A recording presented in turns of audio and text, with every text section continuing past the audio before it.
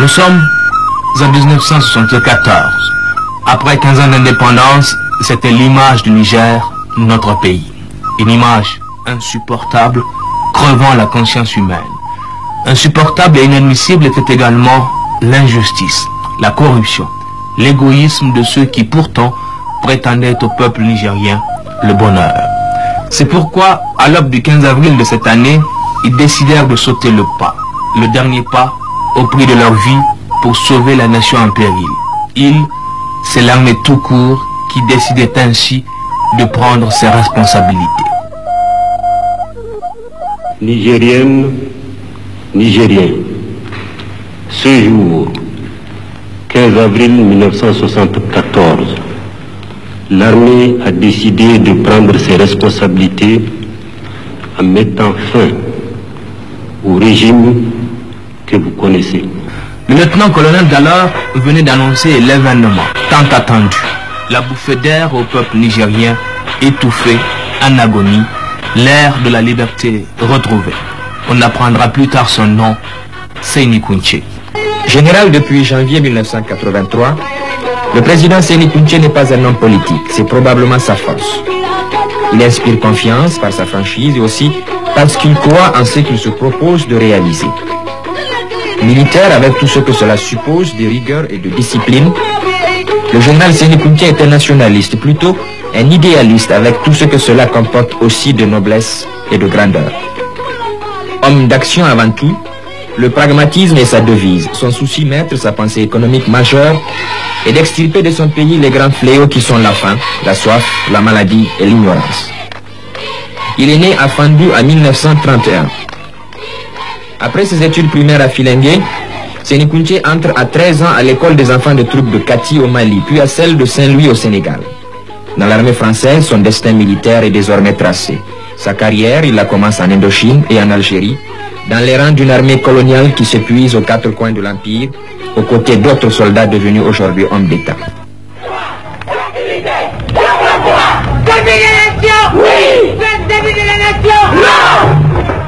Au lendemain de l'historique 15 avril, la grisaille de l'euphorie ne fait pas oublier les réalités. Le lieutenant-colonel ira immédiatement sur le terrain vers le peuple, son peuple. Un peuple sans lequel l'armée dont il est le premier responsable n'existerait pas. Il le sait, il l'a dit, les populations l'ont compris, elles l'adoptent.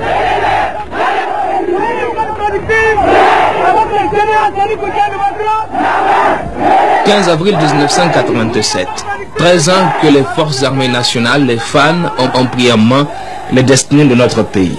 Un anniversaire qui appellerait un bilan, mais celui que nous allons tenter de dresser se veut comme un constat, juste une réflexion rétrospective à travers 13 années de pouvoir et 13 années d'action.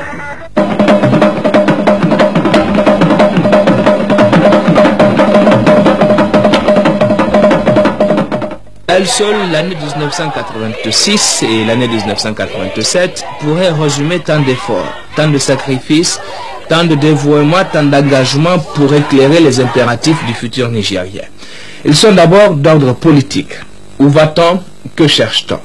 Double question à laquelle répond aisément la charte nationale dont le projet a été adopté en mars 1987 par le Conseil national de développement et transmis au chef de l'État pour examen. Je tiens à annoncer solennellement que le projet de charte adopté par le Conseil national de développement vient d'être transmis au gouvernement qui l'examinera en procédure d'urgence afin qu'intervienne effectivement au mois de mai prochain le référendum populaire. Mais comme je le disais dans le dernier message à la nation de décembre 1986, la charte pose les principes généraux et fixe les orientations et les options fondamentales concernant la nation. Elle n'a point de vocation à préciser, à l'instar de la Constitution, les règles d'organisation et de fonctionnement du pouvoir.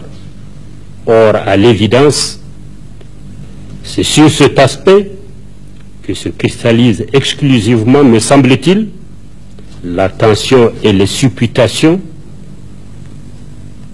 des esprits calculateurs de ce pays. Aussi, me paraît-il indispensable de préciser dès à présent que le souci premier du Conseil militaire suprême, en initiant la rédaction d'une charte nationale, vise essentiellement un seul et unique objectif: préserver le Niger et son peuple des ambitions et des passions source de soubresauts et d'instabilité, tout en garantissant à travers le consensus populaire dégagé la sauvegarde de l'unité du pays et la cohésion de l'armée. C'est dire en l'occurrence que quelle que puisse être la forme de notre prochaine constitution, cet objectif demeurera et l'armée nigérienne continuera à veiller avec la farouche détermination qui l'anime à la sauvegarde des acquis enregistrés depuis le 15 avril 1974. C'est pourquoi elle reste et restera un partenaire actif et résolu dans la gestion administrative et politique future du pays. C'est là une donnée irréversible, une réalité désormais permanente de notre vie nationale. La Constitution en projet en tiendra le plus grand compte, car il va à l'évidence de la pérennité et de la stabilité des institutions qui en découleront. Notre loyauté envers la nation m'impose de vous le dire dès à présent, c'est dire que tout en continuant à assumer la mission de défense du territoire qui lui incombe, l'armée exercera aussi un rôle politique et administratif. C'est son devoir qui le commande, c'est l'intérêt supérieur de la nation qui l'impose. De même, l'option pour la société de développement demeurera la ligne directrice de notre action et de notre organisation sociale. De la mise en place des structures de la société de développement à l'installation officielle de ses membres, en passant par les travaux de réflexion, les débats populaires et leur synthèse pour l'enrichissement du document, le peuple nigérien et ses dirigeants sont adonnés à un exercice difficile mais nécessaire, de compromis et de recherche de consensus. Consensus pour que l'ensemble des Nigériens se retrouvent dans leurs préoccupations comme dans leurs aspirations.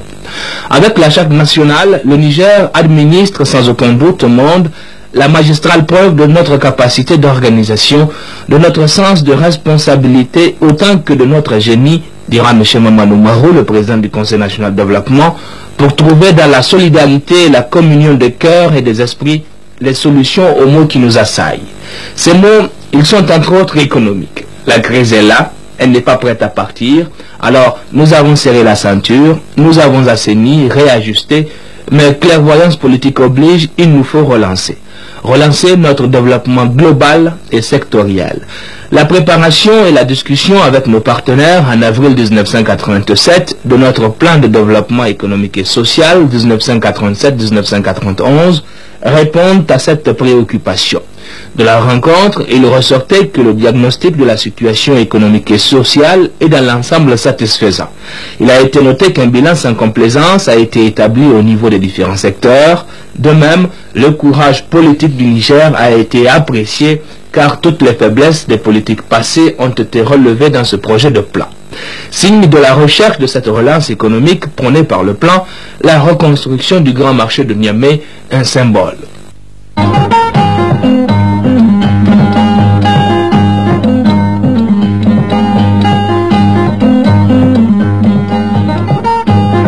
Déjà.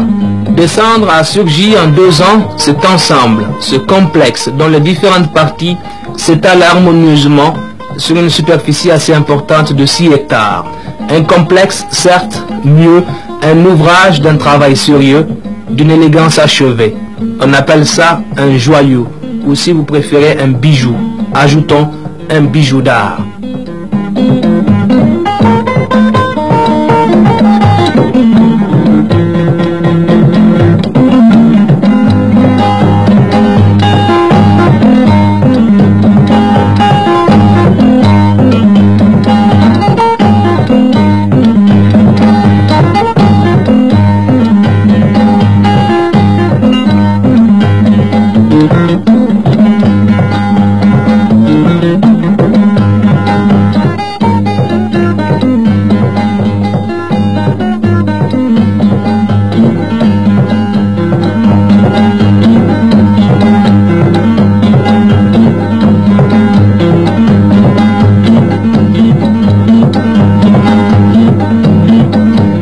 beauté de l'œuvre, nous l'avons dit, se greffe l'harmonie des différentes parties, des différents éléments de ce complexe, ce qui fait son caractère moderne.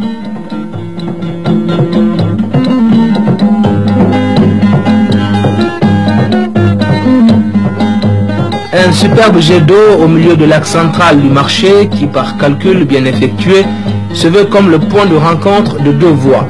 Celle venant de l'autre côté du fleuve, du rond-point Gawai, et qui joint celle qui traverse dans toute sa longueur les quartiers Banizumbu, Soni, pour se perdre loin vers le balafon. Un calcul fortuit? Non. Le marché en Afrique, c'est le lieu de rencontre par excellence. Et qui dit rencontre, au pluriel s'il vous plaît, dit contact, donc échange divers. C'est cela l'esprit de nos marchés. Le nouveau Habo Béné y répond favorablement. La relance envisagée dans notre pays accorde aussi une place de choix au développement rural. Ceci s'explique par l'importance de ce secteur dans l'économie et le rôle de moteur de développement que lui confèrent les autorités nigériennes. Il est tout particulièrement question de recherche agricole, de prix agricole, de revenus du monde rural, de crédit agricole, de politique d'intra et de diversification de la production agricole.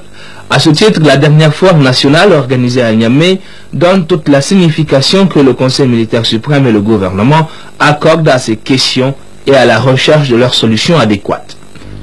Cadre privilégié d'exposition dans la diversité de nos produits agricoles, cette foire sera aussi une vitrine de la richesse de notre artisanat et de notre cheptel, mais également une vitrine du génie créateur de nos laborieux paysans. À l'image du festival et de la lutte traditionnelle, où chaque département de notre pays apporte dans la fraternité le meilleur de lui-même, la foire, nous en sommes convaincus, ne fera pas exception à la règle. L'unité nationale s'en trouvera renforcée et l'essor du monde rural promu. Un monde rural dont la promotion devra être à la hauteur de la place de choix qu'il occupe dans la société de développement. Parallèlement, les efforts en direction du monde paysan se poursuivent chaque jour qui passe. Témoin, l'inauguration en novembre 1986 de la ferme semencière de Sagia. Située à quelques 10 km en aval de Niamey, la ferme semencière ridicole de Sadia vient en effet augmenter notre arsenal de production céréalière. Exploitée par 52 familles originaires de Gawai, Kilkisoy et Sadia même, la ferme a déjà donné pour une première campagne expérimentale de décembre 1985 à mai 1986 un rendement moyen de plus de 7500 kg à l'hectare, l'expérimentation ayant été faite sur 17 hectares. La mise en œuvre du projet a nécessité un aménagement hydro-agricole de 25 hectares pour un montant de 127 700 000 francs CFA et la construction de magasins de traitement et de conditionnement des semences. Le Royaume de Belgique a participé pour 430 millions de francs CFA à la construction de cette ferme. C'est là la modeste mais fière contribution du Royaume de Belgique à la lutte que mène le Niger en vue d'atteindre l'autosuffisance alimentaire, a déclaré l'ambassadeur de Belgique au Niger lors de la cérémonie de remise. Effort aussi et non des moindres dans le domaine de la communication. Le nombre de kilomètres de routes bitumées augmente du jour au lendemain. La construction du réseau routier Agadez-Zinder, qui a démarré il y a quelques mois, en est la preuve. Ainsi, la route a été scindée en deux lots, A et B. Le service départemental des travaux publics d'Agadez s'occupe de la réalisation du lot B, qui lui-même comprend deux sous-lots, dont la société Satom est en train de réaliser le premier, long de 30 km, sur financement de la BEAD et de l'État nigérien pour un coût global d'environ 1,5 milliard de nos francs. La livraison de ce tronçon, dont les travaux avaient débuté en septembre dernier, est prévue pour décembre prochain. La suite du lot B, c'est-à-dire le deuxième sous-lot est en instance, car n'ayant pas encore acquis de financement, mais d'ores et déjà, et c'est peut-être cela qui intéresse plus les populations, la nouvelle route Zinder-Agadez traverse Adribissinat et Tanout, située sur l'ancienne route. La santé, autre domaine prioritaire dans notre politique de développement social. Nous noterons dans la période d'avril 86 à avril 87 la sortie de nouveaux diplômés d'état de médecine. Ils furent 28 candidats, dont 23 Nigériens, de la 6e promotion 1979-1986. Le social est précisément le culturel, avec l'inauguration dans le même temps de l'université islamique de Saï. L'idée de la création de l'université islamique de Saï, que le général Séni Kountché a officiellement inaugurée, remonte à l'année 1974. C'est en effet lors de la réunion au sommet des chefs d'État et de gouvernement tenue à Lahore que fut arrêté le principe de la création de cette institution. Et notre pays fut choisi pour abriter la deuxième université islamique d'Afrique. 2 années après, le 9 février 1976, le président Séni Kountché procédait à la pose de la première pierre. Déjà, le chef de l'État souhaitait que l'université islamique de Saï soit avant tout un fleuron supplémentaire du savoir islamique et du savoir tout court, mais qu'elle soit aussi dans le même temps le reflet de son époque, c'est-à-dire qu'elle soit scientifique. Le troisième sommet de l'OCI tenu à la Mecque en 1978 invitait le Niger à démarrer les travaux. Mais c'est en 1982 que les travaux de la première tranche du projet vont démarrer. Compte tenu des disponibilités financières à l'époque, une partie seulement du programme, qui prévoyait l'ouverture de plusieurs facultés, a pu démarrer. Depuis la rentrée scolaire, cette année, la faculté des études islamiques et de la langue arabe a ouvert ses portes. Pourquoi maintenant Saï pour abriter l'université islamique? Eh bien parce que, comme le disait le président Séni Kountché le 9 février 1976, ce site éveille tout naturellement en nous la pieuse histoire du petit village de Saï, aujourd'hui chef-lieu d'arrondissement, avec à sa tête un homme, El Hadji Abadajika, très attaché au principe de l'islam. Saï qui respire si intensément la piété et la sagesse islamique et qui abrite encore des souvenirs tenaces et des noms prestigieux tous marqués par l'islam et la lumière du Saint-Coran. Citons parmi eux Alpha Mamman Jobbo qui repose ici sous cet édifice érigé en sa mémoire. Saï se développe lentement mais sûrement grâce au courage et à l'esprit d'initiative de ses populations et des autorités administratives, mais aussi grâce aux efforts de l'État qui réalisera pour près de 4 milliards de francs CFA le bitumage de la route Niamey-Saï. Ce montant, il faut le préciser, s'inscrit dans le cadre de la coopération nigéro-italienne. Et Saï aujourd'hui s'est rapproché de toutes les contrées grâce à l'automatique en télécommunication déjà installée. Voilà autant de réalisations qui ont vu le jour en l'espace d'un an, entre avril 1986 et avril 1987, qui complètent ou qui viennent s'ajouter aux nombreuses autres réalisées et à mettre à l'actif du Conseil militaire suprême et du gouvernement. Des réalisations qui confortent plus d'un Nigérien et qui affirment la volonté des autorités pour sortir notre pays du sous-développement. Cela a été notre credo depuis 1974 et dans tous les domaines de développement de notre pays.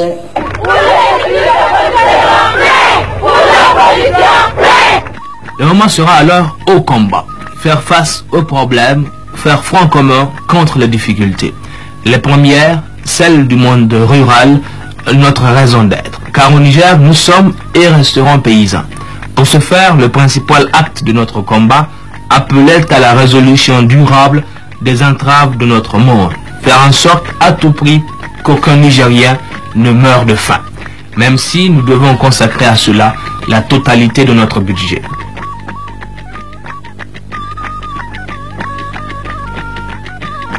« 25% des ressources affectées au secteur public seront ainsi versées dans l'agriculture. Et ce fut la naissance des aménagements hydro-agricoles.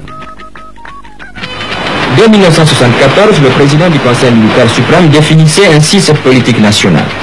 Nous mettrons, dit-il, sur pied une politique de développement rural qui, associant le paysan en même temps qu'elle s'exercera sur l'environnement de celui-ci, rentabilisera à la fois nos terres, notre élevage, nos aménagements hydro-agricoles et toutes nos eaux de surface partout où elles existent.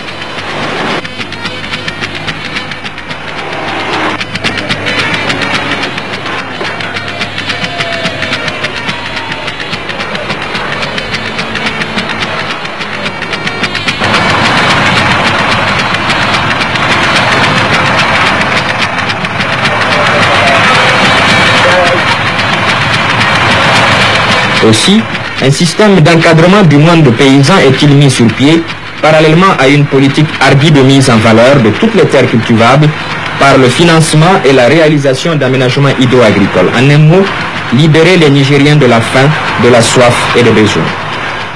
C'est pourquoi le Conseil militaire suprême n'a ménagé aucun effort pour encourager les paysans à produire, à améliorer sans cesse leur rendement, à diversifier leur culture. C'est pourquoi aussi, le Conseil militaire suprême a intensifié l'action autour des aménagements hydro-agricoles, multiplié les points d'eau et activé la mise en place et l'amélioration de l'encadrement agricole. En 1982, Un débat national a été organisé pour faire le point de toutes les actions entreprises à l'endroit du monde rural et définir aussi une nouvelle stratégie d'intervention. Ce débat, qui a regroupé à Zender toutes les parties prenantes, et notamment les producteurs, l'encadrement technique et les partenaires, a dégagé des recommandations pertinentes qui ont été d'ailleurs adoptées par le gouvernement, dont l'axe fondamental est la responsabilisation pleine et entière des paysans et la nécessité de la redéfinition du rôle de l'encadrement.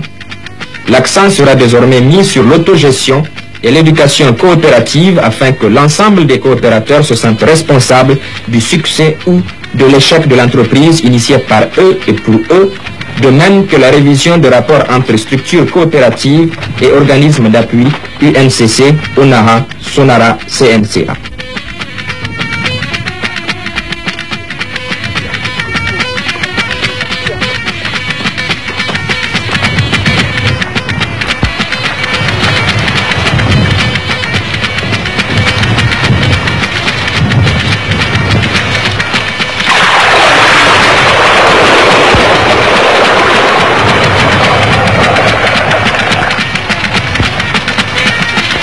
Et quels sont les axes principaux de cette politique de développement du monde rural au Niger?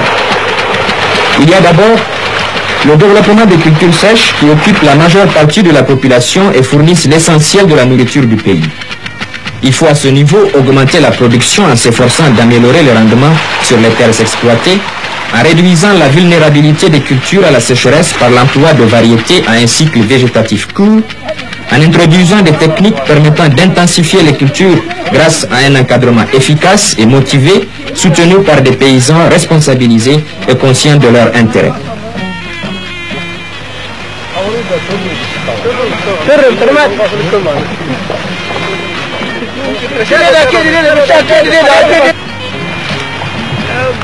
Le développement des cultures irriguées qui doit être perçu comme un moyen devant permettre d'espérer des récoltes plus sûres, susceptibles de combler des déficits alimentaires dus aux aléas climatiques. Il s'agit donc de maîtriser l'eau nécessaire à l'irrigation partout où cela est possible techniquement et économiquement.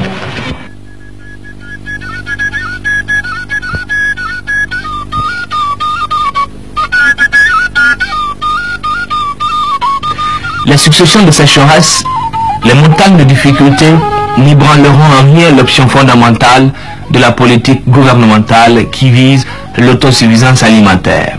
Plus les années passent, plus la confrontation avec les problèmes devenait titanesque, plus notre expérience grandissait dans ce domaine louable de l'assurance du manger pour chaque Nigérien, où qu'il se trouve et quand le besoin se faisait sentir. Et assurément, l'une des plus belles, des plus grandioses réalisations du Conseil militaire suprême et du gouvernement fut l'initiation des cultures de contre-saison. Tous les Nigériens, ceux de champs, ceux de campements et ceux de villes, se sont mis à l'ouvrage comme un seul homme, avec l'enthousiasme et le courage que seul peut générer la foi en la réussite. 70 000 hectares mis en valeur, à coût de millions de francs CFA débloqués par l'État, mais surtout à coup de sueur, de labeur. Une réussite éclatante. Succès sans précédent, devrait-on dire. Les résultats sont là, tangibles. Même les pasteurs Bororo de Tabalak-Meiroua et de Kornaka, réfugiés dans leur mentalité millénaire irrésistible, quelque peu mythique, ont pleinement participé à l'entreprise. Ils ne furent pas en reste.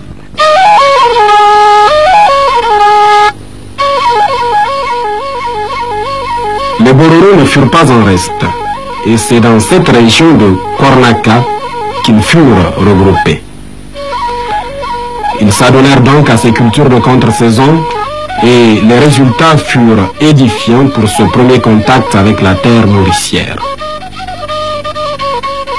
Deuxième opération également couronnée de succès, la culture pluviale développée autour de ce site de Kornaka.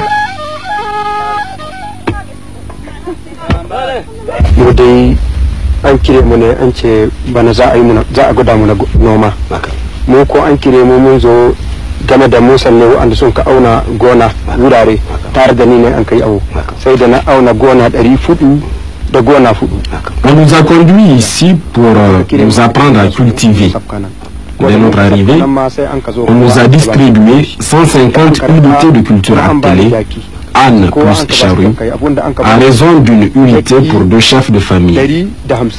J'ai malheureusement perdu mon âne avant même le début des travaux champêtres. Mais grâce à la solidarité des autres Bororo, j'ai pu réaliser comme eux une récolte correcte, comme vous pouvez le constater. J'ai récolté 78 bottes de mil.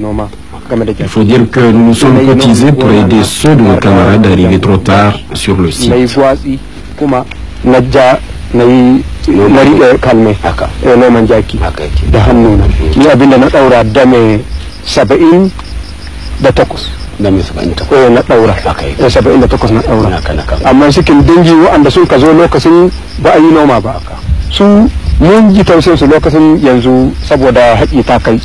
mun ji tausayin su na ba da kyauta da mai 20 cikin juna kamar mu ma mu yi taimako na juna saboda wasu ko da sun ka zo nan ma lokaci ta bure ba su samu noma ba cikin haka nan gwamnati ya rika su ne a hankali ba su jiwa ba to yanzu abu ya kai an daina badawa to kenan mu mun siriya mun kai abu mu tayi umfani mun ji dadi kenan ya samu ka taimake su cikin juna dai da mai ga da mai an ba ga da mai sai da na ba da mai 20.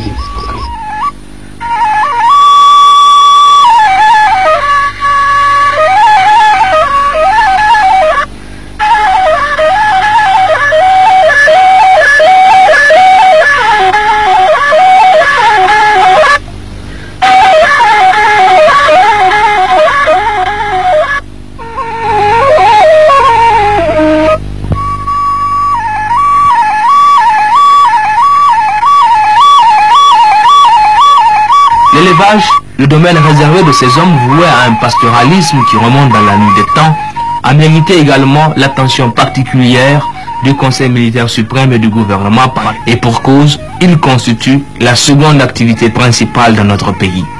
Durant les années 1973, suite à la sécheresse, les pertes numériques furent nombreuses, le bétail éprouvé. L'instant était à l'urgence, un programme qui annoncera beaucoup, tant d'autres, était mis en place par le Conseil militaire suprême. Il a été retenu et complété comme une stratégie de développement de notre élevage. La redistribution du cheptel aux éleveurs sinistrés et la création des centres de multiplication. La redistribution du cheptel a été une opération à la fois sociale et économique. Elle a démarré pendant les moments difficiles de la sécheresse et visait à satisfaire les besoins minimaux de 45 000 familles totalement sinistrées.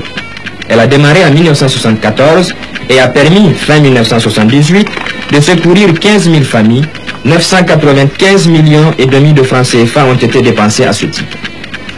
Le cheptel national a été reconstitué par rapport aux effectifs de 1972, aux 3/4 pour les bovins, en quasi-totalité pour les ovins et en totalité pour les caprins et les camelins, c'est-à-dire au-delà des perspectives du programme triennal 1976-1978.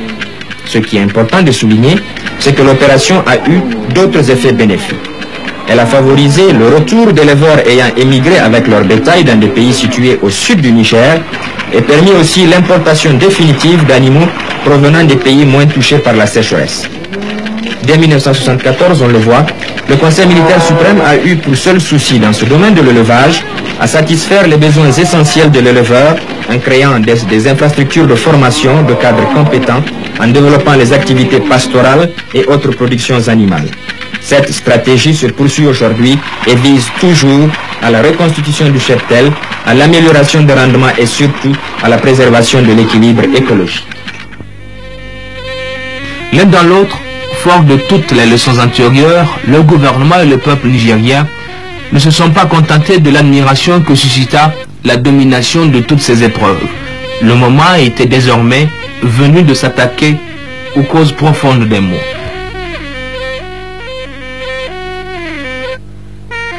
Ce qui a amené le chef de l'État, alors en tournée dans le département de Tawa, en novembre 1984, à convoquer un débat national sur l'élevage nigérien. Il se tiendra, ce débat, dans le chef-lieu du même département en avril 1985. Le travail remarquable qui avait été mené a été sanctionné par ce qu'on a appelé le plan d'action de Tawa. Il y a lieu d'élaborer et mettre en œuvre un plan national et régional d'aménagement du territoire, de procéder à la délimitation des périmètres viables pour la pratique intégrée des activités agricoles et pastorales en y installant les populations d'éleveurs en voie de sédentarisation, d'intensifier la modernisation de la zone pastorale par une extension des centres pastoraux, de veiller à un juste règlement des conflits entre éleveurs et agriculteurs dans un esprit de justice sociale, de faire agir la solidarité nationale en mettant à la disposition des populations d'éleveurs des terres viables, d'intensifier l'agriculture.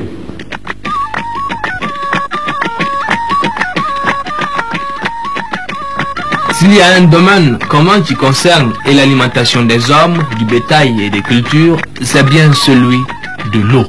La promesse tenue ici aussi était tout un programme. Aucun Nigérien ne devait mourir de soif. Et la gravité des conditions naturelles qui prévalaient depuis 1970 a justifié toute l'importance que le président Kounché reconnaissait dès 1974 au secteur de l'hydraulique villageoise.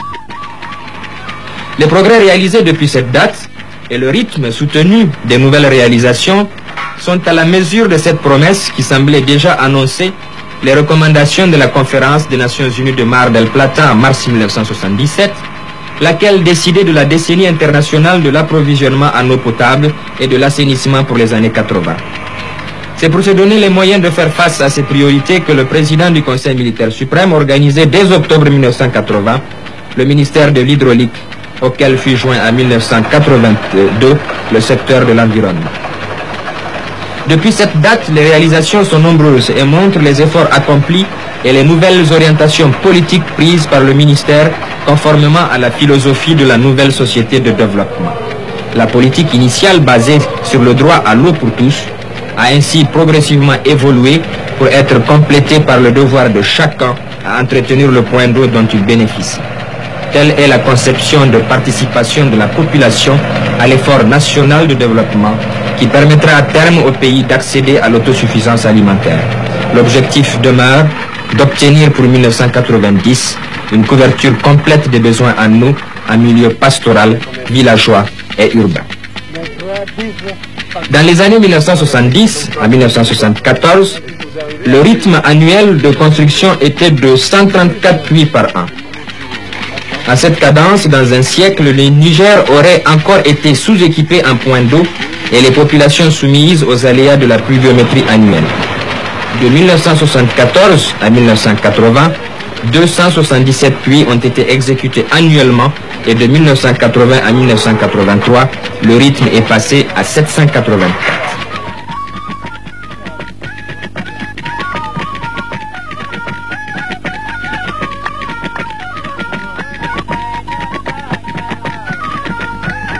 L'eau, mais il y avait aussi la question épineuse de la désertification.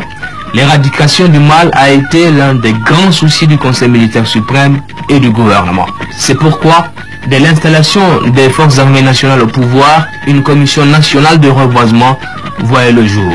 Le péril écologique certain, la vie des hommes et des animaux restant à la merci du danger, des opérations graduelles ont été menées. Citons notamment l'opération Sahel Vert, l'institution des projets intégrés. Le souci permanent qui animait le Conseil militaire suprême et le gouvernement amena à la tenue là aussi d'un débat national, tenu à Maradi.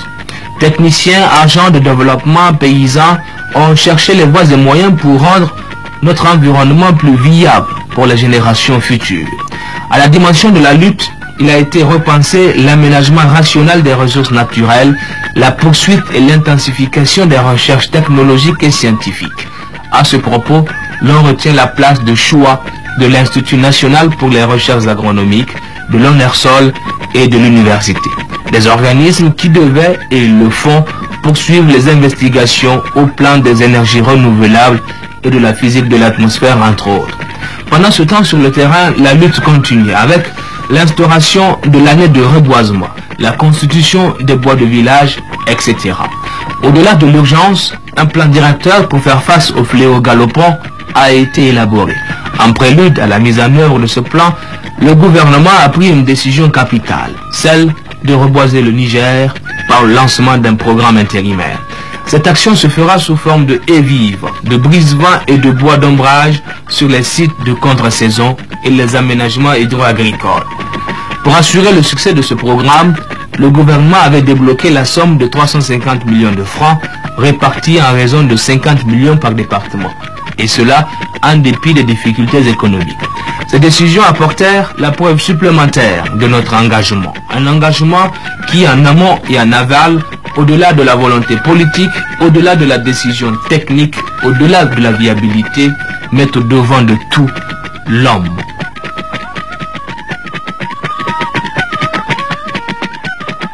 L'esprit calque bien aux intentions et actions manifestées dans le domaine économique dont les poumons sont les mines.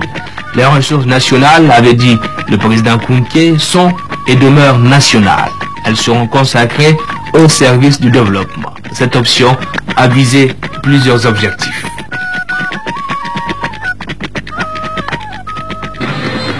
Pendant le programme triennal 1976-1978, on note le doublement de la capacité de l'usine de la Somaï, la mise en exploitation du gisement d'Akuta pour 1978, le développement des gisements d'Afasto Est, d'Afasto Ouest et d'Inadra. Pendant le plan quinquennal 1978-1983, entre autres, la multiplication de la valeur de production de 50 milliards en 1978 à 120 milliards et demi de francs CFA en 1983. La multiplication de la valeur ajoutée de 41 milliards en 1978 à plus de 97 milliards en 1983, l'accroissement de la valeur des exportations de produits miniers de 48 milliards 600 millions en 1978 à 118 milliards et demi en 1983. Après avoir régulièrement augmenté en francs courants de 1974 à 1978, donc, c'est-à-dire pendant les périodes de construction de la Cominac et du renforcement des capacités de production de la Somaïr, ces investissements ont commencé à diminuer suite à la baisse de l'activité liée à la situation sur le marché de l'uranium, situation qui n'a pas permis le démarrage effectif de la construction de la SMTT, la société minière Tassan Tagalgué, ainsi que celui d'Imouraren, d'Afasto Ouest, d'Afasto Est, etc. S'agissant de la SMTT, dont on sait aujourd'hui qu'elle n'exploitera ses gisements qu'en coopération avec la Somaïr, il est bon de noter qu'elle a un actif, en fin 1982, de plus de 22 milliards de francs CFA. L'Office national des ressources minières, créé le 26 avril 1976, répondait parfaitement au souci du Niger d'être présent dans toutes les actions minières.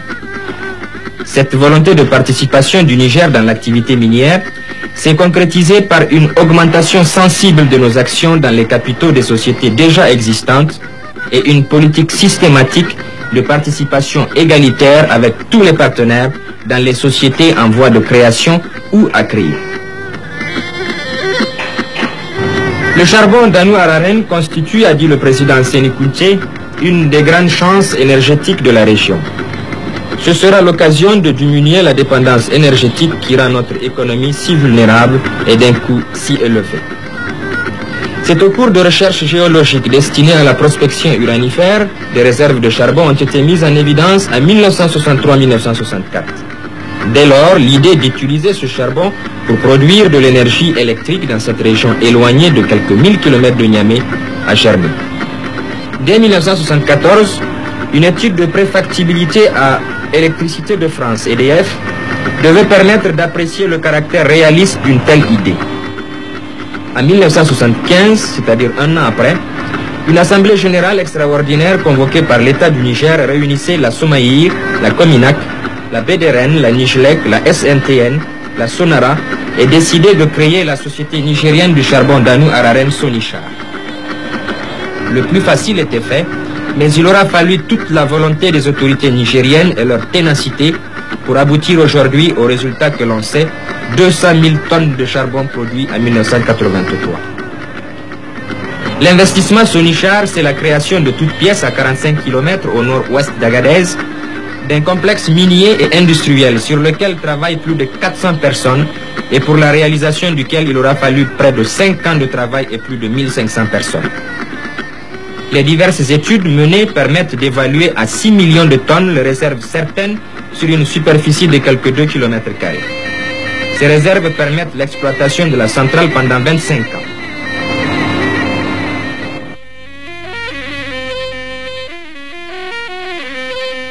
Dans nos pays en voie de développement, la santé physique et morale des populations est une priorité.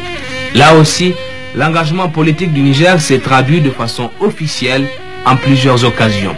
Le droit du citoyen nigérien à la santé a été reconnu dans le discours-programme du 22 avril 1974 qui indique que dans ce Niger, chaque Nigérien, quelle que soit sa naissance, son sexe, son lieu de résidence ou ses convictions, doit accéder avec un maximum de chance à un épanouissement rapide de son être. Et cela dans une jouissance aussi complète que possible de ses droits.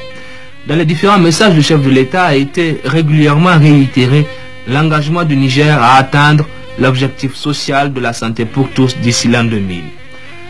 Un débat national sur la santé aura lieu à Maradi du 21 au 30 mars 1983, sanctionné par l'appel de Maradi. Cette option fondamentale s'est traduite dans les faits par l'organisation régulière, et ce depuis février 1975, de journées d'études de la santé. Ces journées permettent aux responsables de la santé et ceux d'autres départements ministériels de discuter et de dégager les perspectives de la politique sanitaire du pays, compte tenu des besoins de la population et des moyens existants. D'importants investissements multipliés dans certains cas par 20 ont été réalisés. C'est ainsi que depuis 1975, les dépenses relatives au personnel, à la logistique, aux infrastructures et aux équipements sont prises en charge par le budget national. La croissance régulière du budget du ministère de la Santé aboutit à un triplement de celui-ci en 5 ans.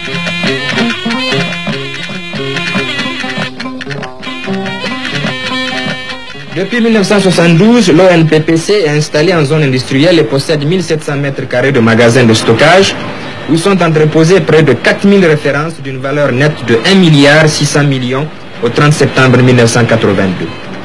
Le deuxième but assigné à l'ONPPC est de couvrir notre pays d'un réseau de points de vente afin que chaque Nigérien ait la possibilité de se soigner en quelque endroit du territoire qu'il se trouve et au même prix que dans la capitale. Cette formule originale des pharmacies populaires, facteur de développement, ne doit pas être considérée comme une entité car elle entre dans le cadre de la politique générale de l'ONPPC.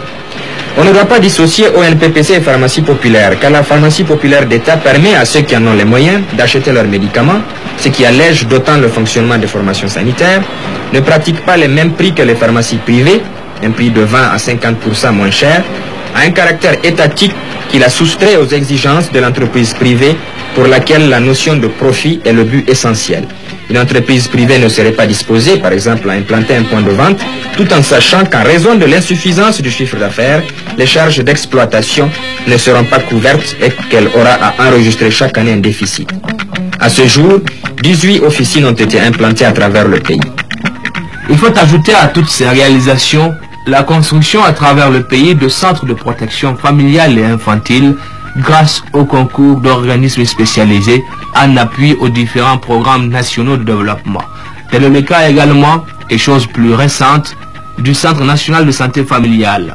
Ce centre, qui a vu le jour en février 1984, vise entre autres objectifs l'amélioration des conditions de vie de la famille nigérienne. Mieux, il s'agit de promouvoir la santé de la mère et de l'enfant à travers l'élaboration d'une politique en la matière et au-delà une politique en matière de population.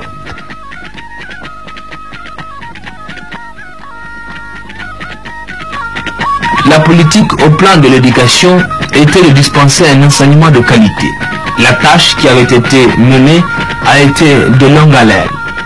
De la mise en place d'une structure de réflexion et d'action sur la réforme de l'enseignement et le plan de scolarisation au séminaire national de Niamey sur cette réforme, à la réunion de la commission nationale et en passant par la réunion de la commission nationale du séminaire général sur l'éducation en avril 1979 à Zender, l'on s'est rendu compte ici dans notre pays de la complexité et de l'urgence à mener cette réforme. Le Conseil militaire suprême et le gouvernement ne baisseront pas les bras. À la mesure des difficultés, le gouvernement trouvera des mesures appropriées. D'où la tenue en mars 1982 à Zender du débat sur l'école nigérienne, conforme aux préoccupations et à l'attente des uns et des autres. Le langage des chiffres est sans doute plus éloquent. Le budget de fonctionnement est passé de 2 milliards 20 millions en 1974 à 13 milliards 14 millions de nos francs en 1984, soit un accroissement de presque de 11 milliards. Cela a notamment permis aux responsables de l'éducation nationale de peaufiner la qualité de l'enseignement par une amélioration quantitative et qualitative du corps enseignant, de multiplier les écoles, de repenser les programmes d'enseignement, de remettre sur les rails certains services du ministère jusqu'alors occultés et d'opérer ainsi un véritable boom des effectifs, surtout au niveau de l'enseignement du premier degré où la politique de scolarisation de masse préconisée par les autorités a favorisé une nette évolution des effectifs. De 123 000 élèves en 1974, ils seront en 1984 261 000, repartis dans plus de 6 000 classes contre 2 970 au lendemain des événements du 15 avril. Le personnel enseignant a également suivi le rythme, 2800 en 1974 et 6700 cette année. Il en a été de même de l'encadrement pédagogique et de la formation des formateurs. Si la création de la faculté de pédagogie à l'université de Niamey, qui a contribué dès son ouverture en 1976 à juin 1983 à la formation de 37 inspecteurs et de 79 conseillers pédagogiques, traduit en soi et par soi la volonté de contrôle et d'encadrement des maîtres sur le terrain, il reste aussi que la formation instituteurs, instituteurs adjoints, moniteurs et moniteurs auxiliaires dans les écoles normales de Dosso, Tawa, Maradi et Zender a favorisé en même temps que la réduction du nombre d'étrangers et des moniteurs au niveau du primaire, une amélioration sensible de la qualité de l'enseignement. Les résultats enregistrés de 1974 à 1983 ont presque suivi la même évolution.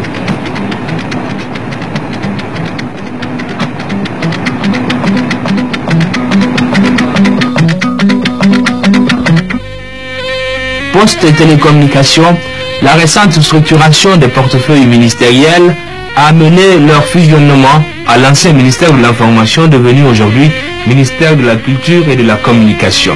Les tâches étaient en effet identiques, l'objectif le même, leur place dans la vie sociale est si importante car il s'agit de vaincre le temps et l'espace, et les moyens de cette politique avaient été mis à la disposition des organes exécutants. Le gouvernement du Niger a opté pour la gestion de ces postes de télécommunications à la formule de l'office.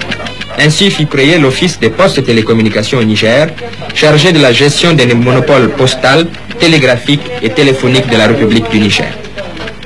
En matière de télécommunications, l'OPT a trois objectifs principaux. Répondre aux besoins résultants du développement du pays, assurer et intensifier la desserte téléphonique des zones rurales pour les intégrer dans toutes les activités nationales, moderniser les équipements en vue d'une automatisation intégrale du réseau téléphonique tant sur le plan national qu'international. Les postes de télécommunications jouent aujourd'hui un rôle primordial dans la vie d'un pays qui s'est engagé comme le Niger à se rapprocher des autres pays, à rapprocher surtout ses populations par lettres, par téléphone, par téléx, par la télévision ou par la radio. Les postes de télécommunications au Niger sont une véritable entreprise, une entreprise de transport. La SNTN transporte les hommes et les marchandises, les postes de télécommunications transportent les idées et l'information.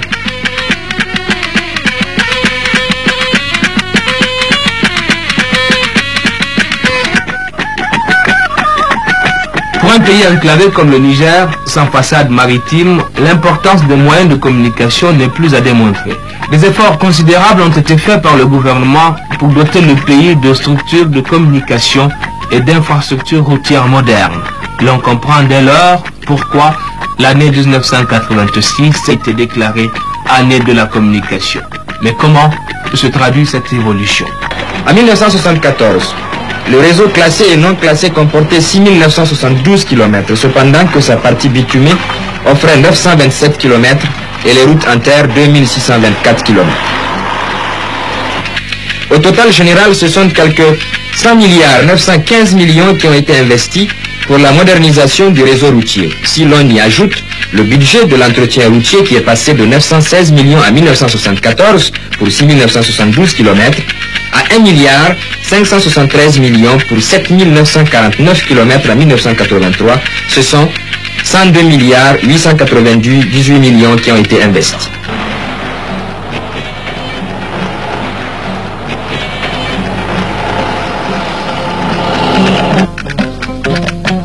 Un développement harmonieux s'est opéré aussi dans le domaine des transports aériens.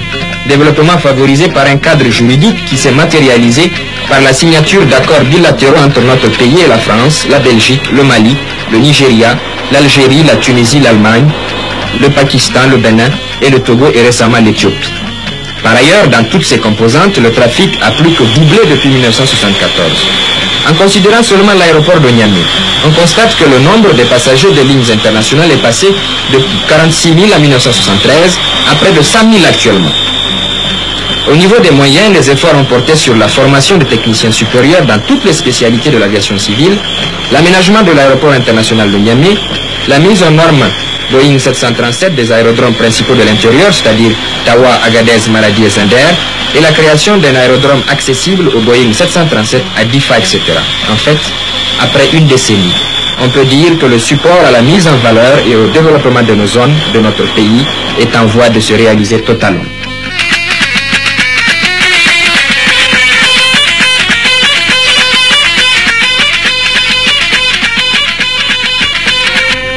Le domaine social. Quand il va, tout va. Les forces armées nationales en ont été conscientes de leur arrivée au pouvoir. D'où le relèvement des revenus des travailleurs et des fonctionnaires, d'où le réajustement des bourses des élèves et étudiants, d'où la suppression à partir de 1978 de l'impôt dit du minimum fiscal et de l'impôt cédulaire. La recherche de solutions aux problèmes du logement fait partie du lot. L'objectif demeure la recherche pour chaque Nigérien d'un logement décent, adapté à son environnement et répondant aux exigences essentielles du monde moderne. Pour cela, le Conseil militaire suprême a conçu une politique nouvelle de logement. Elle a consisté à désigner qui doit ou peut être logé par l'État et qui peut prétendre à l'indemnité compensatoire de logement. Elle a donné lieu à l'élaboration de programmes cohérents de développement de logement administratif. Elle a suscité la réalisation d'ensembles destinés au personnel de services publics en location-vente ou en location simple. Elle s'est préoccupée d'encourager à la construction en matériaux traditionnels ou améliorés. Elle a enfin précisé les structures administratives et financières chargées de sa propre mise en œuvre. 150 villas de la cité dite de la Poudrière ont été réceptionnées en avril 1977 et attribuées dès réception à leurs premiers occupants. Cette attribution en location simple, précisait le chef de l'État, obéira, tout comme la mise en location-vente des 116 villas Sonoussi, à des critères excluant entre autres tous les postulants ayant déjà par eux-mêmes ou par leurs conjoints une villa déjà construite, en construction ou simplement un terrain. Cette opération, commencée à Niamey, la capitale, s'est étendue à d'autres villes du pays, pour citer Difa, Zinder, Agadez, Dosso, Tawa, etc. D'autres opérations logement sont venues compléter la première opération et qui ont permis de résoudre substantiellement le problème crucial de logement qui se pose dans les grands centres de notre pays. L'administration n'est pas laissée en reste. Des grands buildings décents ont remplacé entre autres à Niamey les vieux bâtiments non fonctionnels. Tout cela donne aujourd'hui à Niamey, la capitale, l'allure d'une grande capitale africaine en pleine expansion, à l'image du développement économique et social harmonieux du Niger. L'on ne peut évoquer ce domaine social sans parler des grandes réalisations faites à l'endroit de la jeunesse, groupées en cette date dans un large mouvement de la Samaria. Les différentes structures mises en place, réalisées au profit de la jeunesse nigérienne, reflètent le souci permanent du Conseil militaire suprême et du gouvernement de garder saine et responsable cette frange fragile de notre société. À Matamé, durant sa récente tournée en profondeur dans le département de Zinder, en février 1984, le chef de l'État avait tiré à nouveau la sonnette d'alarme. La situation, certes, n'était pas semblable à celle des années 70. C'est le président Kounké qui avait lui-même fait le constat. La jeunesse nigérienne, alors, disait-il, était irresponsable et pourrie. Elle était négligée et sous-employée. Nos traditions et nos mœurs, ajoutait-il, étaient sur le point de disparaître. Alors, on comprend encore mieux la décision de réhabiliter la Samaria, organisation authentiquement nationale qui plonge ses racines dans les profondeurs de nos civilisations ancestrales et qui regroupait dans un même village tous les jeunes, filles et garçons sans distinction. Ainsi, les Samarias réhabilités, renforcés et organisés sur la base de leurs fonctions essentielles ont su s'adapter aux exigences d'une société nouvelle et participer à la consolidation de l'unité nationale et à l'édification de la société de développement. Il existe aujourd'hui plus de 6000 Samarias de villages et de quartiers à travers le pays. Elles ont tenu à Maradi, à l'occasion du 3e Festival national de la jeunesse en 1978, leur première conférence nationale, à l'issue de laquelle des propositions relatives à l'organisation et aux perspectives d'action pour la période du plan national de développement ont été formulées. Les Samariens ont mis sur pied une assemblée nationale constitutive du mouvement national des Samariens. Cette assemblée définira les structures fondamentales de la jeunesse. L'action culturelle du Niger nouveau a consisté en la réalisation d'une politique culturelle fondamentale enracinée dans les valeurs traditionnelles nigériennes, en utilisant la diversité culturelle du pays comme facteur d'équilibre et d'unité dans une vision globale du développement et de l'affirmation de la personnalité de l'homme nigérien.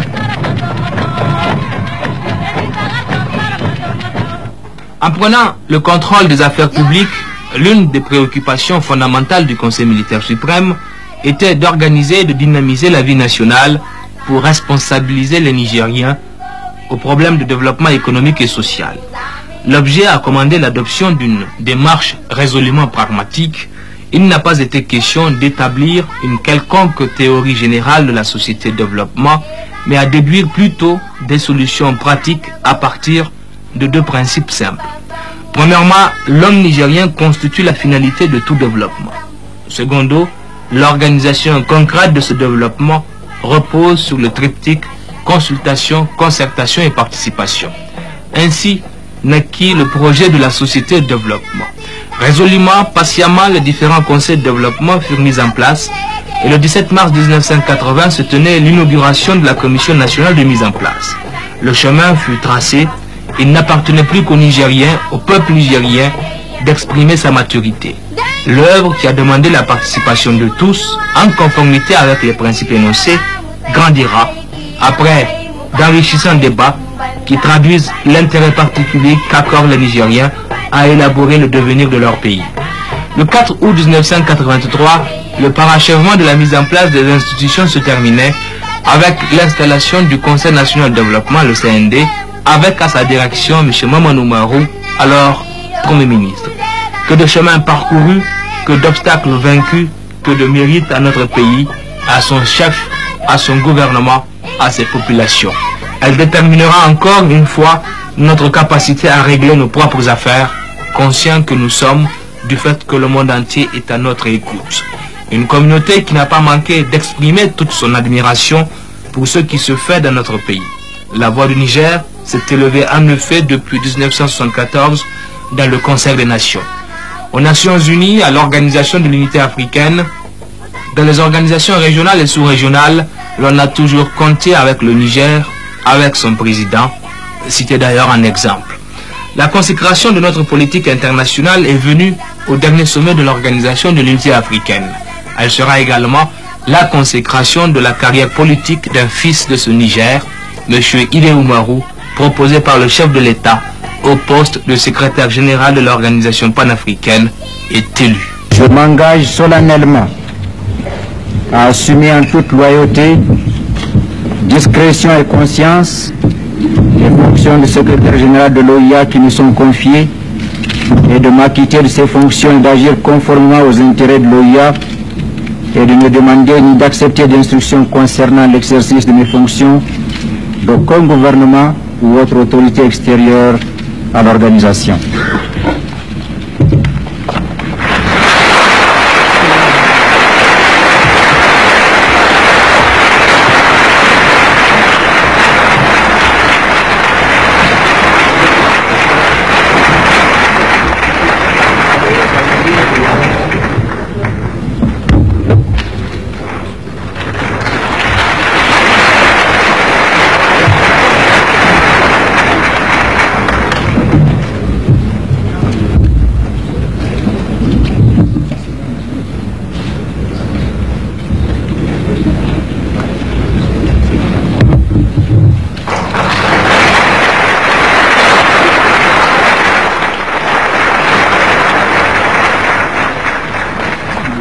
C'est réellement ma fierté d'être nigérien,